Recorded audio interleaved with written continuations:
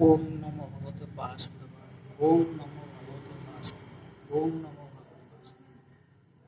ଆଜି ମୁଁ ଏକ ପୌରାଣିକ କାବ୍ୟ ବିଷୟରେ କହିବାକୁ ଆପଣମାନଙ୍କୁ ଯାଉଛି।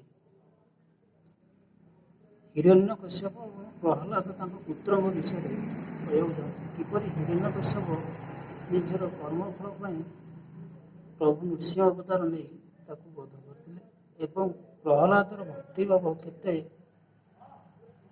ନିଖୁଣ ଥିଲା ଏବଂ ପ୍ରଭୁଙ୍କୁ ଏତେ ଭକ୍ତି ଭାବରେ ସେ ଡାକିଥିଲା। ପ୍ରଭୁ ସଦାଚାର ତା ଚାରିପାର୍ଶ୍ୱରେ ଥିଲେ ଏବଂ ବିପଦ ଆପଦରେ ପ୍ରଭୁ ତାକୁ ହିଁ ରକ୍ଷା କରୁଥିଲେ। ଆସନ୍ତୁ ଶୁଣିବା ଭକ୍ତି କୃତଜ୍ଞତା।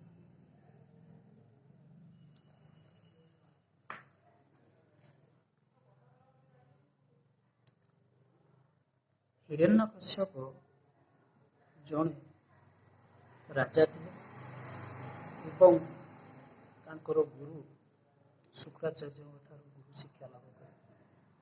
ସିଏ ସଦାଚାର ନିଜକୁ ଭଗବାନ ଏବଂ ବଡ଼ ବୋଲି ବି ମାନନ୍ତି ଏବଂ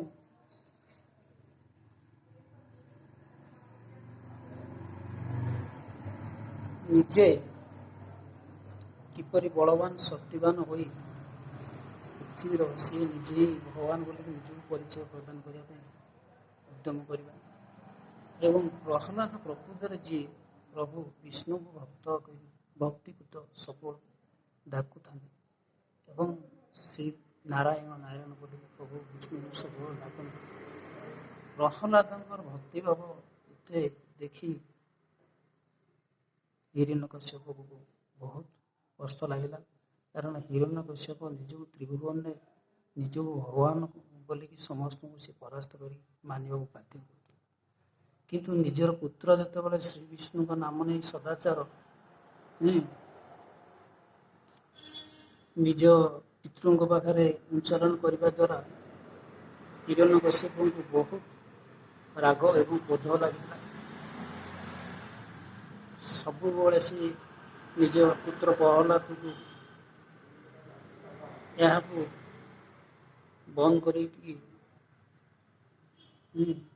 ମୋ ନାମ ନେବା ପାଇଁ ସବୁବେଳେ ଭଗବାନ ବୋଲି ମୋତେ ହିଁ ମାନ ବୋଲି ସବୁବେଳେ କହିବା ହିରଣ୍ୟକଶ୍ୟପର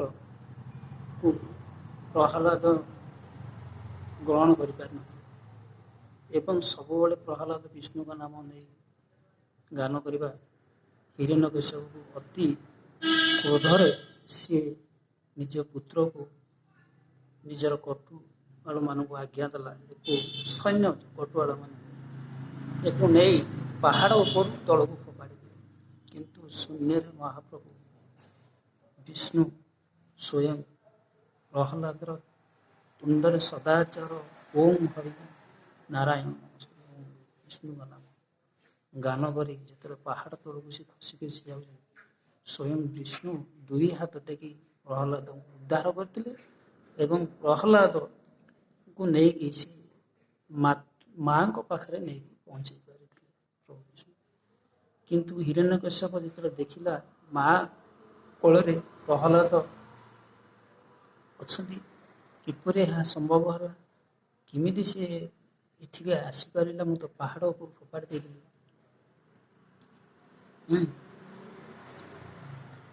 ହିରଣ୍ୟକଶ୍ୟପଙ୍କ ବା ପ୍ରହ୍ଲାଦଙ୍କ ମା ବୁଝାଇ କହିଲେ ହିରଣ୍ୟକଶ୍ୟପଙ୍କୁ ଯେ ମୋତେ ସ୍ୱାମୀ କ୍ଷମା ଦିଅ, ମୁଁ ପୁତ୍ରକୁ ବୁଝାଇ ଆପଣଙ୍କ ନାମ ନେବା ପାଇଁ ଚେଷ୍ଟା କରିବି, ତାକୁ ଏଇଥର କ୍ଷମା କରିବି। କିନ୍ତୁ ହିରଣ୍ୟକଶ୍ୟପ ବୁଝିବାକୁ ନାରାଜ, ନିଜ ପୁତ୍ରକୁ ହତ୍ୟା କରିବା ପାଇଁ ସେ କୁଣ୍ଠିତ ବି ହେଉନଥାଏ। ଏଭଳି ଏକ ଦିନ ଆସିଲା ହିରଣ୍ୟକଶ୍ୟପ ନିଜର ଖଡ଼ଗ ଧରି ଯେତେବେଳେ ପ୍ରହ୍ଲାଦଙ୍କୁ ଆକ୍ରମଣ କରିବାକୁ ଚେଷ୍ଟା କଲେ ଏବଂ ନିଜର ସ୍ତ୍ରୀ ଯେତେବେଳେ କାନ୍ଦି କାନ୍ଦି ସ୍ୱାମୀ ପୁତ୍ରକୁ ହତ୍ୟା କରେ ନାହିଁ କହିଲେ, ସେତେବେଳେ ହିରଣ୍ୟକଶ୍ୟପ କହିଲେ ଏ ସବୁବେଳେ ଭଗବାନଙ୍କ ନାମ ନେଉଛି, ବିଷ୍ଣୁଙ୍କ ନାମ ନେଉଛି, କାହିଁ ସେ ବିଷ୍ଣୁ ତାକୁ ରକ୍ଷା କରିପାରୁନି, କାହିଁ କେଉଁଠି ବିଷ୍ଣୁଙ୍କୁ ଦେଖିପାରୁନି। ପ୍ରହ୍ଲାଦ ସେଠୁ କହିଲେ ପିତାଶ୍ରୀ ଆପଣ ଭଗବାନଙ୍କୁ ଯଦି ନିଷ୍ଠାର ସହିତ ଭକ୍ତି କରିବେ ଏଇଠି ବି ତାଙ୍କୁ ପାଇପାରିବେ। ଏଇ ସେ ଆପଣଙ୍କ ସିଂହାସନରେ ବସୁଥିବା ଜାଗାରେ ବି ଥାଇପାରନ୍ତି, ଖମ୍ବରେ ବି ଥାଇପାରନ୍ତି, କୁଣ୍ଠରେ ବି ଥାଇପାରନ୍ତି। ଚତୁର୍ଦିଗରେ ଆପଣ ଗଛ ଲତା ଯୋଉଠି ଖୋଜିବେ ତାଙ୍କୁ ନିଷ୍ଠାର ସହିତ ଭକ୍ତି କରି ପାଇପାରିବେ। କିନ୍ତୁ ପ୍ରହ୍ଲାଦଙ୍କ କଥା ଶୁଣି ହିରଣ୍ୟକଶ୍ୟପ ଆହୁରି ଆଶ୍ଚର୍ଯ୍ୟ ହେଲେ, ପୁତ୍ର ବୋଧେ ପାଗଳ ହେଇଗଲେ। ଶେଷରେ ଗଲେ ଏଇ ଯୋଉ ଖମ୍ବ ମୁଁ ଦେଖୁଛି ଏଇ ଖମ୍ବରେ କ'ଣ ତ ପ୍ରଭୁ ଅଛନ୍ତି? ହିରଣ୍ୟକଶ୍ୟପ ପ୍ରଶ୍ନ କରିଛି ପ୍ରହ୍ଲାଦଙ୍କୁ। ପ୍ରହ୍ଲାଦ କହିଲେ ହଁ ପିତାଶ୍ରୀ, ଏଇଥିରେ ବି ମଧ୍ୟ ପ୍ରଭୁ ଥାଇପାରନ୍ତି। ଯଦି ଏଇ ଖମ୍ବରୁର ପ୍ରଭୁ ନ ଦେଖା ଦିଅନ୍ତି, ମୁଁ ଏଇ ଖଡ଼ଗରେ ତୋତେ ଏଇଠି ହିଁ ହତ୍ୟା କରିବି, ତୋର ବେକ ମୁଣ୍ଡ ଗୁଣ୍ଡିକି ଅଲଗା କରିଦେବି ପ୍ରହ୍ଲାଦ। ଏବଂ ହିରଣ୍ୟକଶ୍ୟପ ନିଜ ଖଡ଼ଗରେ ଯେତେବେଳେ ଖମ୍ବକୁ ପ୍ରହାର କରିଛି, ତତ୍କ୍ଷଣାତ ଭଗବାନ ନୃସିଂହ ଅବତାର ନେଇ ଯେଉଁ 10 ଅବତାର ନୃସିଂହ ଅବତାର ନେଇ ଆସି ହିରଣ୍ୟକଶ୍ୟପଙ୍କ ସହିତ ଯୁଦ୍ଧ କରିଛନ୍ତି। ହିରଣ୍ୟକଶ୍ୟପ ପ୍ରତ୍ୟେକ ଅସ୍ତ୍ରରେ ପରାସ୍ତ ହେବା ଯୋଗୁଁ ଶେଷରେ ହାର ମାନିଛି ଏବଂ ନିଜ ରାଜସିଂହାସନରେ ବସୁଥିବା ଜାଗାରେ ହିରଣ୍ୟକଶ୍ୟପକୁ ଟେକି ଧରି ନେଇ ସେଇଠି ତାର ଅନ୍ତ ଚିରି ଦେଇଥିଲେ, ପେଟ ଚିରି ଦେଇଥିଲେ ଏବଂ ସେଇଠି ସେ ପ୍ରଭୁ ନୃସିଂହ ଅବତାରର ପୂଜା ପାଇଲେ। ଇଏ ହେଉଛି ସତ୍ୟ ଯୁଗର ଘଟଣା। ଆପଣମାନେ ଜାଣିଥାନ୍ତୁ ହିରଣ୍ୟକଶ୍ୟପ ଜଣେ ଶକ୍ତିଶାଳୀ ରଜା ଥିଲା, କିନ୍ତୁ ସେ ସବୁବେଳେ ଭଗବାନ ବୋଲିକି ନିଜକୁ ନିଜେ ଗର୍ବିତ କରି ତ୍ରିଭୁବନରେ ସିଏ ନିଜେ ସମସ୍ତଙ୍କୁ ପରାସ୍ତ କରି ଭାବିଲା ବିଷ୍ଣୁ ବୋଲି କେହି ନାହାନ୍ତି, ମୁଁ ନିଜେ ସ୍ୱୟଂ ଭଗବାନ। ଏଇ ଯେଉଁ ଅହଙ୍କାର ଭାବ ଦେଖି ପ୍ରଭୁ ତାର ପାପର ପରିମାଣ ଏତେ ବଢ଼ିଗଲା ଯେ ଶେଷରେ ସିଏ ପ୍ରଭୁ ଅବତାର ନେବା ପାଇଁ ପଡ଼ିଲା ତାକୁ ବଧ କରିବା ପାଇଁ, ଯାହାକି ନୃସିଂହ ଅବତାର ରହୁଛି।